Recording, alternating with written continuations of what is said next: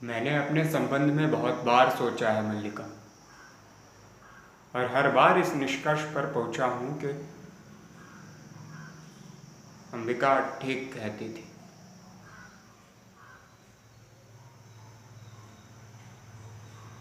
मैं यहाँ से क्यों नहीं जाना चाहता था? एक कारण यह भी था कि मुझे अपने पर विश्वास नहीं था।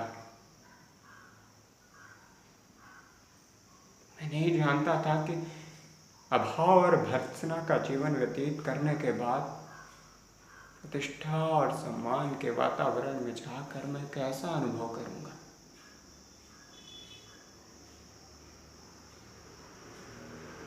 इनमें कहीं आशंका थी कि वो वातावरण मुझे छा लेगा, मेरे जीवन की दिशा बदल देगा।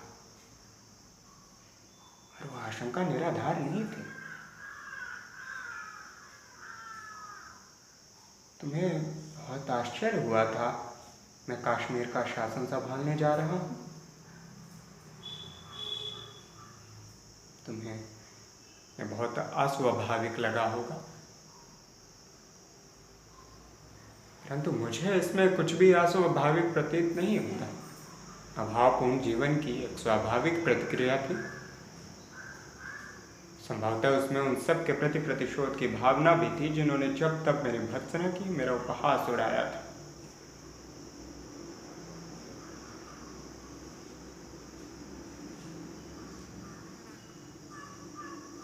परंतु मैं ये भी जानता था कि मैं सुखी नहीं हो सकता।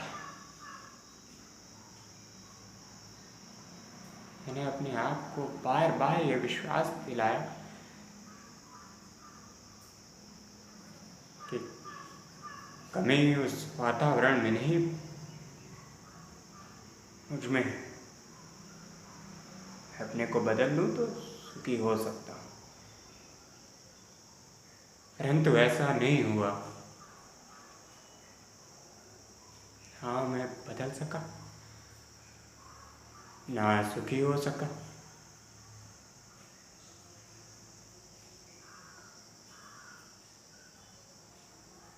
प्रतिष्ठा मिली, अधिकार मिला, सम्मान बहुत मिला।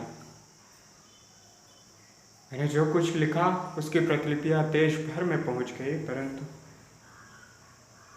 मैं सुखी नहीं हो सका।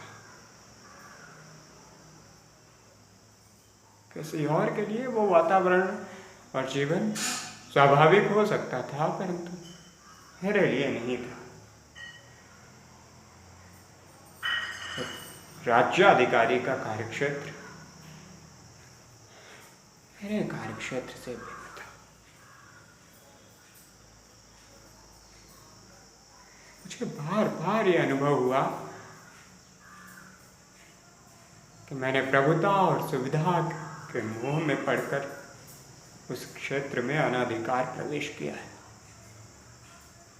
जिस विशाल में मुझे रहना चाहिए था, मैं उससे दूर चला आया हूं।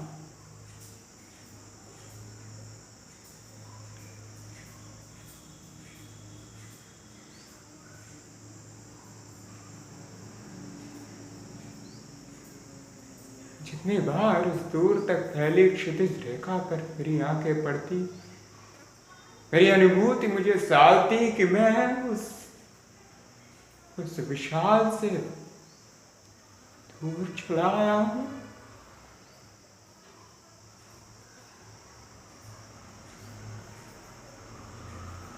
बार बार आश्वासन देता कि आज नहीं तो कल मैं परिस्थितियों पर वश पा लूंगा और दोनों ही क्षेत्रों में अपने को समान रूप से बांट दूंगा, परंतु मैं स्वयं ही परिस्थितियों के हाथों बनता और चालित होता रहा, और धीरे धीरे खंडित होता गया।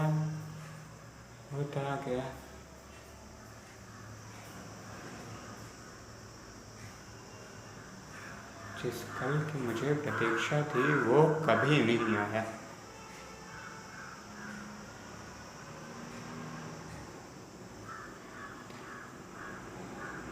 एक